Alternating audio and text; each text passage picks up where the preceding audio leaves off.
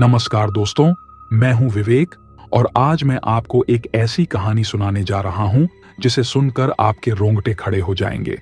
ये कहानी है एक बस ड्राइवर की जो जयपुर से दिल्ली की तरफ रात में सफर कर रहा था। लेकिन उस रात उसके साथ जो हुआ वो इतना खौफनाक था कि उसकी जिंदगी हमेशा के लिए बदल गई।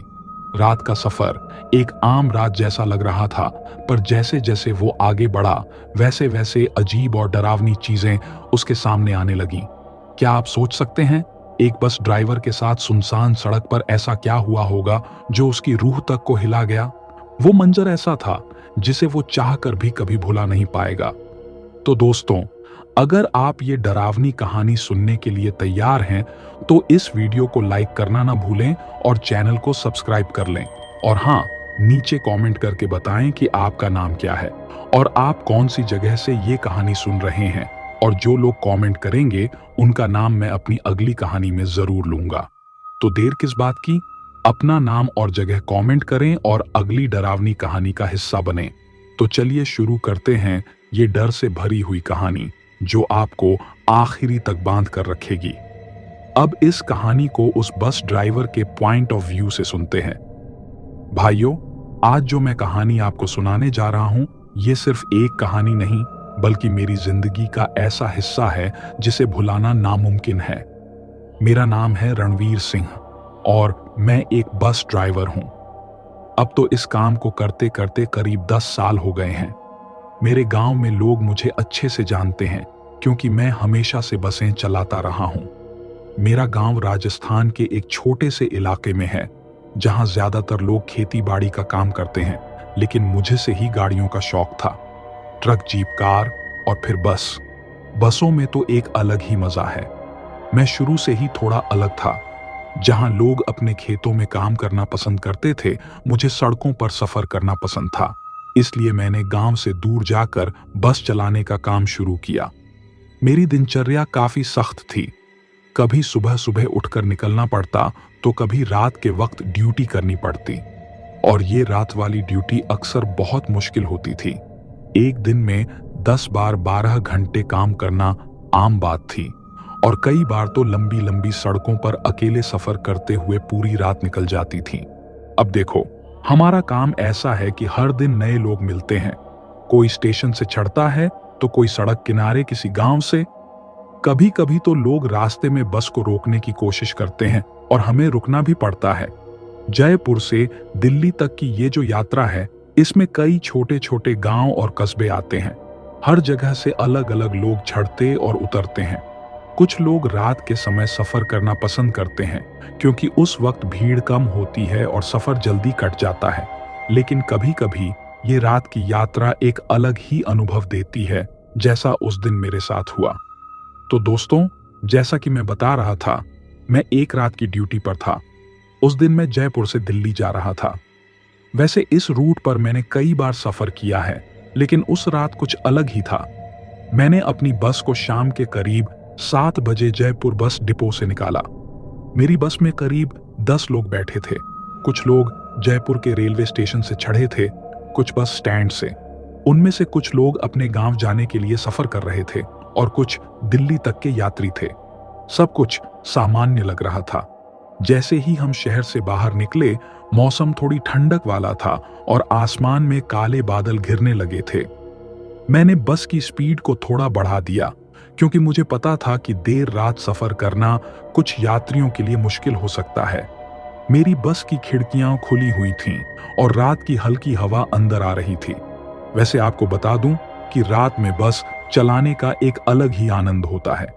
सड़कों पर ज्यादा ट्रैफिक नहीं होता और हवा का ठंडा झोंका सीधे चेहरे पर लगता है। लेकिन उस दिन कुछ अलग ही लग रहा था। रात के करीब 10 बज रहे थे जब मेरी बस एक छोटे से गांव के पास पहुंची। वहां से 2-3 लोग और बस में चढ़े। उनमें से एक बुजुर्ग महिला थी जो अपने बेटे के साथ सफर कर रही थी। उनके चेहरे पर थोड़ी घबराहट सी थी, लेकिन मैंने ज्यादा ध्यान नहीं दिया। बस का सफर सामान्य तरीके से चल रहा था। जैसे ही बस उस गांव से निकलकर सुनसान रास्ते पर पहुंची, मुझे अंदर से एक अजीब सी बेचैनी महसूस होने लगी। ऐसा नहीं था कि ये रास्ता मैंने पहली बार देखा हो, लेकिन उस दिन का माहौल कुछ अलग था। मेरे सहायक कंडक्टर भी चुपचाप बैठे थे और बस में बाकी यात्री भी एक दूसरे से ज्यादा बात नहीं कर रहे थे। मैं सोच रहा था कि शायद लोग थके हुए हैं, इसलिए कोई बातचीत नहीं कर रहा। अक्सर रात की ड्यूटी में ऐसा होता है कि ड्राइवर और कंडक्टर को खुद को जागते रखने के लिए काफी मेहनत करनी पड़ती है। इसलिए मैंने कंडक्टर से कहा, भाई एक चाय पिलवा दे किसी ढाबे पर। रात लंबी है, सफर भी लंबा है। हमारे रास्ते में एक छोटा सा ढाबा आता था जहां मैं अक्सर रुकता था। वो ढाबा रात के समय खुला रहता था और वहां के लोग मुझे पहचानते थे। जैसे ही हम ढाबे के करीब पहुंचे, मैंने बस को धीमा कर दिया और किनारे लगा दी। बस में बैठे कुछ लोग भी चाय पानी के लिए उतर गए। पर उस दिन कुछ अजीब था। ढाबा जो हमेशा रोशनी में रहता था, उस दिन बिल्कुल अंधेरे में डूबा हुआ था। कोई हलचल नहीं थी, कोई आवाज नहीं थी। मैंने सोचा शायद बिजली चली गई होगी, लेकिन फिर भी अजीब लगा। मैंने कंडक्टर से कहा, यार ये क्या माजरा है? यहां तो हमेशा रौनक होती थी, आज सब सन्नाटा क्यों है? कंडक्टर भी थोड़ी हैरानी में था। उसने कहा, भाई लगता है आज कुछ गड़बड़ है। मैंने खुद से कहा कि चलो बस स्टार्ट करके यहां से निकलते हैं। जितनी देर हम यहां रुके रहते, उतनी देर तक बस का इंजन बंद था। लेकिन जैसे ही मैंने उसे स्टार्ट करने की कोशिश की, बस ने एक अजीब सी आवाज की और बंद हो गई। मैंने फिर कोशिश की, लेकिन बस स्टार्ट ही नहीं हो रही थी। अब मुझे थोड़ी घबराहट होने लगी थी। बस में बैठे लोग भी बेचैन होने लगे थे। वो पूछने लगे, भाई साहब क्या हुआ, कब तक चलेंगे? मैंने सबको आश्वासन दिया कि थोड़ी देर में बस ठीक हो जाएगी, पर अंदर ही अंदर मुझे भी कुछ ठीक नहीं लग रहा था। मैंने सोचा कि ढाबे में जाकर किसी से मदद लेनी चाहिए, लेकिन जैसे ही मैं ढाबे के अंदर गया, वहां सब कुछ सूना था। कोई इंसान नहीं था, कोई आवाज नहीं थी। और तभी मैंने सुना एक हल्की सी आवाज, जैसे कोई मेरे पीछे से मुझे पुकार रहा हो। वो आवाज बड़ी धीमी और रहस्यमयी थी, जैसे कोई मुझे पुकार रहा हो। मैंने एक पल के लिए सोचा कि शायद ये मेरी ही सोच का असर है, लेकिन वो आवाज रुकने का नाम ही नहीं ले रही थी। दिल में एक अजीब सी घबराहट होने लगी, लेकिन मैंने खुद को समझाया कि शायद ये सिर्फ थकान का असर है। जैसे ही मैं ढाबे के अंदर और गहराई में गया, वहां का नजारा अजीब था। हमेशा हलचल में रहने वाला वो ढाबा उस रात एकदम खाली पड़ा था। न कोई वहां खाने पीने वाला था, न ही कोई काम करने वाला। चारों ओर बस सन्नाटा था। मैंने सोचा कि शायद यहां कुछ खराबी हो गई होगी, इसलिए सब लोग चले गए। पर उस सन्नाटे में एक अजीब सी खौफनाक बात थी, जो मेरी समझ से परे थी। तभी मेरे कंडक्टर रघु की आवाज पीछे से आई, भाई सब ठीक है, ढाबे में कोई है क्या? मैंने खुद को संभालते हुए कहा, नहीं यार, यहां तो कोई नहीं दिख रहा। तू भी एक बार देख ले, लगता है बिजली चली गई होगी, तभी सब कुछ बंद है। रघु भी ढाबे के अंदर आ गया। उसकी चाल में भी थोड़ी झिझक थी। शायद वो भी कुछ महसूस कर रहा था, पर कह नहीं रहा था। हम दोनों ढाबे के अंदर चारों ओर नजर घुमा रहे थे कि अचानक हमें एक कोने में एक आदमी दिखा। वो आदमी सफेद कपड़ों में था और उसकी पीठ हमारी तरफ थी। मैंने थोड़ी राहत की सांस ली। अरे रघु, देख वो रहा कोई, चलो उससे पूछते हैं, शायद ये ढाबा वहीं चला रहा हो। रघु ने हामी भरी और हम दोनों उस आदमी के पास गए। मैंने आवाज लगाई, भाई साहब सुनिए, बस थोड़ी खराब हो गई है, जरा मदद कर दीजिए। वो आदमी धीरे धीरे हमारी तरफ मुड़ा, पर उसका चेहरा अजीब ढंग से झुका हुआ था, जैसे वो हमें देख नहीं पा रहा हो।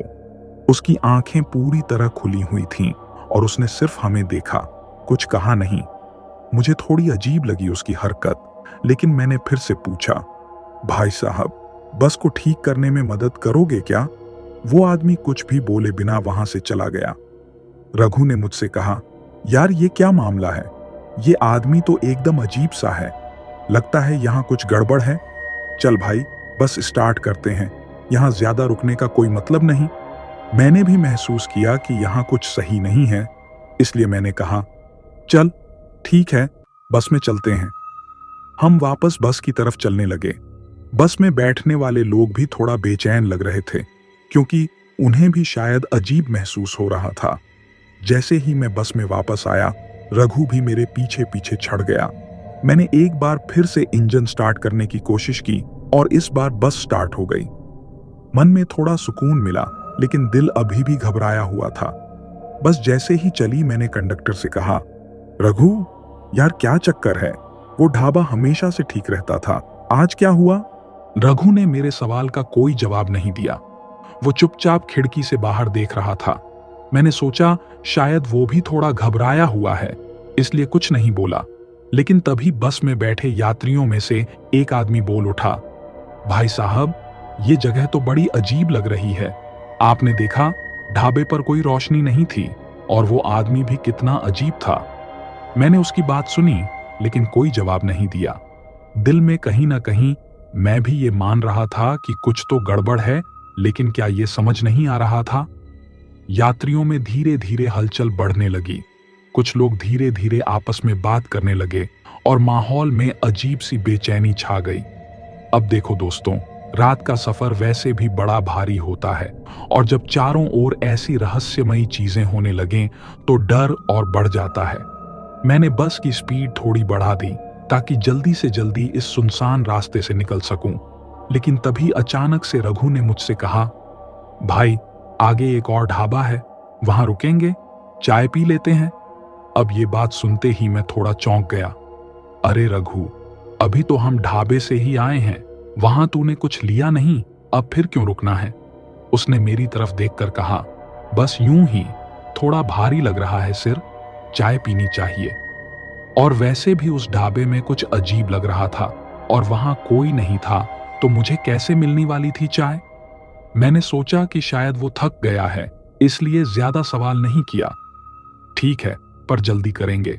दोस्तों, मैं नहीं जानता था कि अब जो होने वाला है वो इस पूरी रात को और खौफनाक बना देगा। हम अगले ढाबे की ओर बढ़ रहे थे, लेकिन मेरी नजर बार बार रघु की तरफ जा रही थी। पता नहीं क्यों, उसकी आंखों में कुछ अजीब था, कुछ ऐसा जो मैंने पहले कभी नहीं देखा था।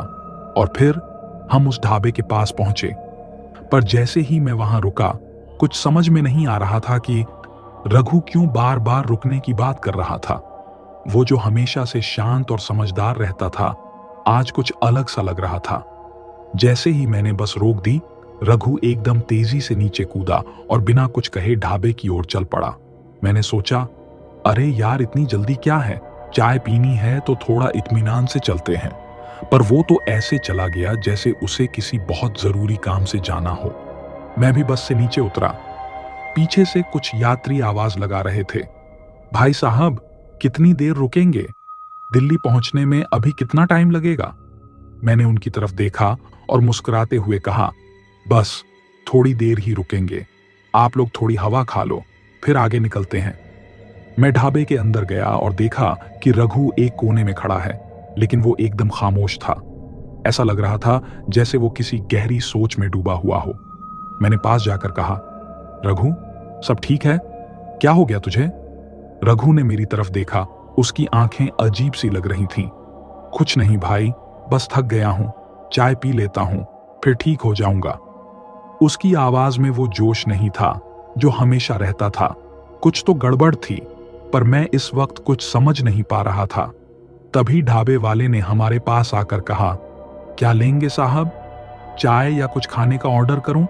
मैंने कहा, 2 चाय बना दें, और फिर वहीं बैठ गया। मेरी नजर बार बार रघु पर जा रही थी, जो अब भी चुपचाप बैठा था। ये वही आदमी था जो हर वक्त हंसी मजाक करता रहता था, और आज वो एकदम शांत क्यों था, ये मेरी समझ से बाहर था। चाय आ गई और मैंने जल्दी से पीना शुरू किया। मैंने रघु से कहा, भाई जल्दी कर, हमें निकलना चाहिए, यहाँ का माहौल भी कुछ ठीक नहीं लग रहा। उसने मेरी बात का कोई जवाब नहीं दिया, बस चाय की घूंट लेते हुए मुझे देखता रहा। तभी ढाबे में पीछे से एक और आवाज आई, भाई साहब बस कब चलेगी? मैंने पीछे मुड़कर देखा तो एक आदमी खड़ा था। वो वही यात्री था जो बस में मेरे पास बैठा हुआ था। मैंने उसे थोड़ा आराम से कहा, बस थोड़ी देर और, हम निकल रहे हैं, आप भी चाय पी लीजिए। वो आदमी मुस्कुराया और चला गया। अब मुझे लगने लगा था कि कुछ न कुछ तो गलत हो रहा है, लेकिन क्या, ये समझ में नहीं आ रहा था। तभी एक अजीब सी बात हुई। रघु उठकर ढाबे के अंदर एक कमरे की तरफ जाने लगा। मैंने पूछा, अरे कहाँ जा रहा है? रघु ने मुझे देखा और कहा, बस थोड़ा अंदर जा रहा हूं, जल्दी ही आता हूं। वो कमरा एकदम अंधेरे में था और मुझे वहां जाने का बिल्कुल मन नहीं कर रहा था, लेकिन मैंने उसे रोकने की कोशिश नहीं की। दोस्तों, आप समझ सकते हैं कि जब रात का वक्त हो और आप ऐसी जगह हों जहां सब कुछ अजीब लगे तो दिल में डर आ ही जाता है। लेकिन मैंने खुद को संभाला और बस के पास वापस जाने का फैसला किया। जैसे ही मैं बस की तरफ बढ़ा, मेरे कंडक्टर रूम में पहले से कोई बैठा हुआ था। अब आप सोच रहे होंगे, ये कैसे हो सकता है, क्योंकि रघु तो ढाबे के अंदर गया था, तो वो वहां कैसे आ सकता है? मैं एकदम हैरान रह गया। मैंने सोचा कि शायद मेरी आंखें धोखा खा रही हैं, लेकिन नहीं, वो रघु ही था जो बस में बैठा था। मैंने चौंक कर कहा, अरे तू कब आया? अभी तो तू ढाबे के अंदर गया था। वो बिना मुझे देखे जवाब दिया, भाई जल्दी चल, रात होने वाली है। उसकी आवाज में कुछ ऐसा था जो मेरे रोंगटे खड़े कर गया। मैंने फिर से पूछा, तू अभी अंदर नहीं था क्या? उसने मेरी तरफ मुड़कर देखा और बोला, मैं कब का आ चुका हूं, चलो अब देर मत करो। अब दोस्तों, यहां कुछ तो गड़बड़ थी, लेकिन उस वक्त मैं कुछ समझ नहीं पाया। मैं बस में चढ़ा और इंजन स्टार्ट किया। मन में कहीं ना कहीं यह सवाल गूंज रहा था कि यह कैसे संभव है। रघु अभी अंदर गया था और फिर अचानक यहां कैसे आ गया? लेकिन मैंने सोचा कि शायद मैं ज्यादा सोच रहा हूं। जैसे ही मैंने बस को आगे बढ़ाया, मुझे अपने दिल की धड़कनें तेज होती महसूस हो रही थीं। जैसे ही बस आगे बढ़ी, मैं अब भी उलझा हुआ था। रघु अभी कुछ देर पहले ढाबे के अंदर गया था और अब यहां बस में बैठा था। लेकिन फिर मैंने खुद को समझाया कि शायद मैं ही कुछ गलत देख रहा था। रात का वक्त था, आंखें धोखा खा सकती हैं। और फिर मैंने ये सोचकर बस चलाना शुरू कर दिया कि चलो अब रास्ता साफ है, हमें जल्दी दिल्ली पहुंचना चाहिए। रात के करीब 3 बजने वाले थे। हाईवे पर बिल्कुल सन्नाटा था, केवल हमारी बस ही उस खाली सड़क पर थी। बस हम थोड़ी देर में दिल्ली पहुंचने ही वाले थे। यात्री भी सो चुके थे। बस की खिड़कियों से बाहर अंधेरा छाया हुआ था। कभी कभी बस की हेडलाइट्स किसी पेड़ या पुराने खंडहर पर पड़ती तो वो साए जैसे दिखते। मन में अजीब सा डर बैठा हुआ था, लेकिन मैंने ध्यान नहीं दिया और बस चलाता रहा। तभी मेरी जेब में फोन की घंटी बजी। अब दोस्तों, आप जानते हो कि जब आप रात के वक्त अकेले हाईवे पर बस चला रहे हों और अचानक फोन बजे तो दिल में थोड़ा डर आ ही जाता है। मैंने फोन निकाला और देखा, रघु का फोन था। मेरे माथे पर पसीना आ गया। अरे, रघु तो मेरे बगल में ही बैठा है, फिर फोन कैसे कर सकता है? मैंने सोचा। मैंने मुस्कुराते हुए कहा, अरे ये तो मजाक कर रहा है, जरूर वो मुझे डराने के लिए फोन कर रहा है।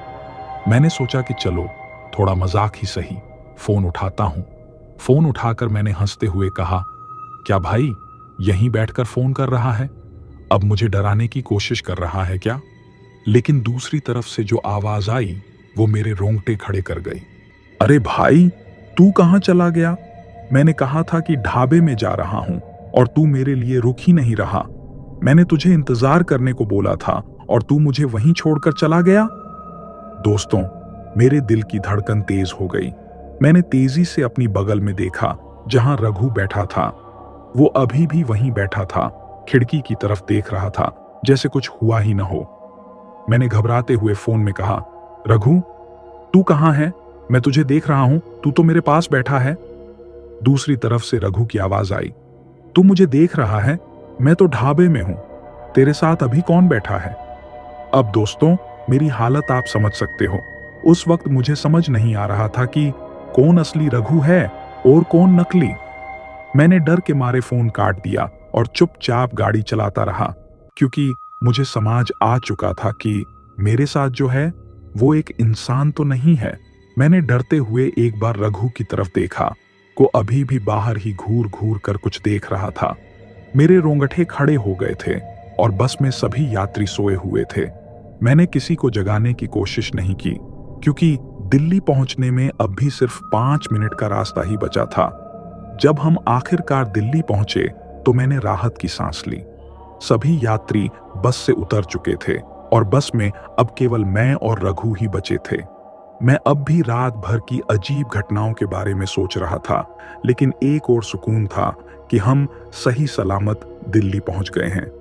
रघु मेरे पास चुपचाप बैठा था, बिना कुछ बोले। उसकी हरकतें अब और भी अजीब लगने लगी थीं। मैंने सोचा कि बस को वापस डिपो ले जाऊं और फिर आराम करूं, लेकिन जैसे ही मैंने बस को स्टार्ट किया और बाहर की तरफ जाने लगा, रघु अचानक खड़ा हुआ और जोर जोर से हंसने लगा। उसकी हंसी में एक अजीब सी खौफनाक गूंज थी, जिससे मेरा दिल दहल गया। तूने सोचा कि दिल्ली आकर सब ठीक हो जाएगा? रघु ने अजीब सी आवाज में कहा। उसकी आंखों में कुछ था जो इंसानी नहीं लग रहा था। वो अचानक बस का दरवाजा खोलकर बाहर कूद गया और जंगल की तरफ भागने लगा। मैंने उसे रोकने की कोशिश की, लेकिन मेरे पैर जैसे जम से गए थे। मैं बस से उतरा नहीं, बस की ड्राइविंग सीट पर बैठा बस उसे भागते हुए देखता रहा। डर और बेचैनी में मैंने तुरंत बस को घुमाया और वहां से तेजी से भाग निकला। मेरे दिमाग में सिर्फ एक ही सवाल घूम रहा था, क्या ये असली रघु था या कुछ और? सुबह जब मैं वापस गांव पहुंचा तो मेरे घर पर रघु पहले से ही खड़ा था और गुस्से से आग बबूला था। उसने मुझसे चिल्लाते हुए कहा, तू मुझे ढाबे पर छोड़कर क्यों भाग आया? मैंने तुझे कॉल भी किया, लेकिन तूने कोई जवाब नहीं दिया। मेरे होश उड़ गए। जो रात भर मेरे साथ था वो कौन था? असली रघु यहां था, लेकिन जो मेरे साथ बस में था वो क्या था? उस घटना के बाद से मैं बस चलाना छोड़ चुका हूं। उस रात ने मेरी जिंदगी को हमेशा के लिए बदल दिया। क्या वो रघु की कोई आत्मा थी या फिर मेरा दिमाग खेल खेल रहा था? ये मुझे आज तक पता नहीं चल सका। तो दोस्तों, ये थी आज की खौफनाक कहानी। उम्मीद है कि आपने इसे आखिरी तक सुना और इसने आपको डरा दिया होगा। अगर आपको ये कहानी पसंद आई हो तो वीडियो को लाइक करना ना भूलें और चैनल को सब्सक्राइब जरूर करें, ताकि ऐसी और भी डरावनी कहानियां आप तक सबसे पहले पहुंच सकें। और हाँ, नीचे कमेंट करके हमें बताएं कि आप कौन सी जगह से ये कहानी सुन रहे हैं। जो भी कमेंट करेगा उनका नाम मैं अपनी अगली कहानी में जरूर लूंगा। तो देर किस बात की, अपना नाम और जगह कमेंट करें और अगली डरावनी कहानी का हिस्सा बने। शुक्रिया दोस्तों, अगली बार फिर मिलेंगे एक नई और दिल दहला देने वाली कहानी के साथ। तब तक सुरक्षित रहें और डरते रहें।